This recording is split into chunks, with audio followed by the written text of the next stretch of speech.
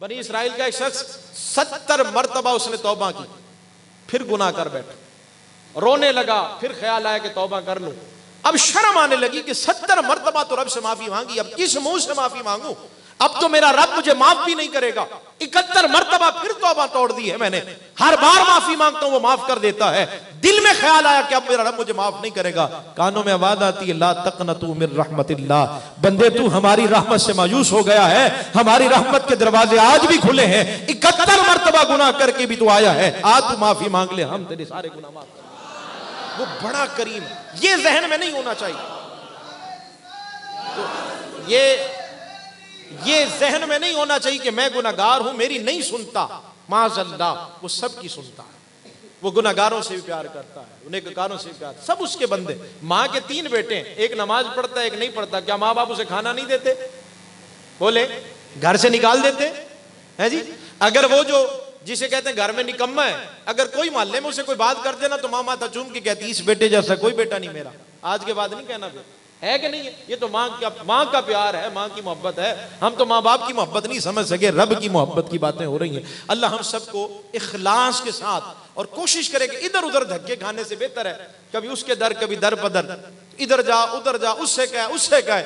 यार एक बंदा दुआ मांग रहा था और काबतुल्लाह का वसीला पेश कर रहा था कि मौला काबतुल्लाह का वास्ता मुझे अता कर दे।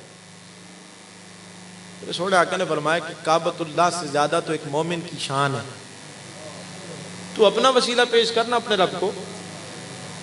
फिर उस बंदे ने पता दुआ किस अंदाज में मांगी, मौला जो तू मुझसे मोहब्बत करता है ना, तुझे उसी मोहब्बत का वास्ता है।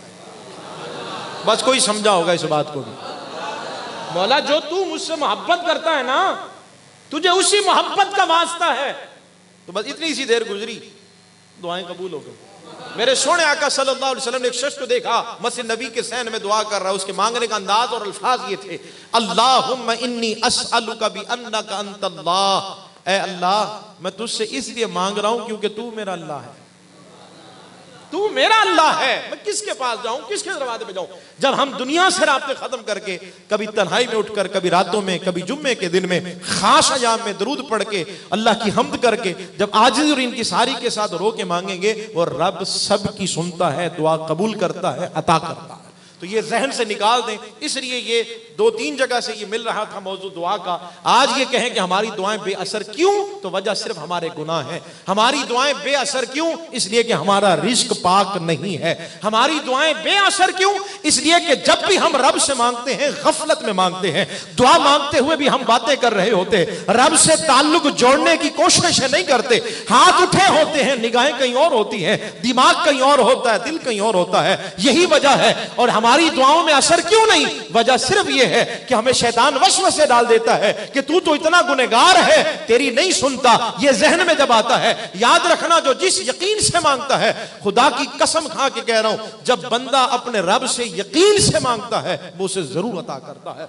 मांगने में कभी शक नहीं होना चाहिए। इसलिए कि बंदे से अगर 2-3 मरतबा मांग लो, बंदा तो बंदा है, एक दफा दे देगा, दूसरी दफा दे देगा, तीसरी दफा अपने दोस्त से भी कुछ कर्ज मांगो, उसका भी मुंह बनने लगता है कि यार अब हालात कुछ ऐसे रह नहीं, पहले ऐसे थे तो कर दिया करता था, अब जरा मुश्किल हो जाएगी। चौथी दफा तो मिलने से मना कर देता है। ये बंदे हैं, लेकिन वो मेरा रब है जो मां से 70 गुना ज्यादा प्यार करता है। तू जब भी आएगा, लोगों के सामने सर झुकेगा तो शर्म से झुकेगा। यहां जब भी तू सर झुकाएगा, तेरा दामन भी भर दिया जाएगा और सर इज्जत से बुलंद कर दिया जाएगा।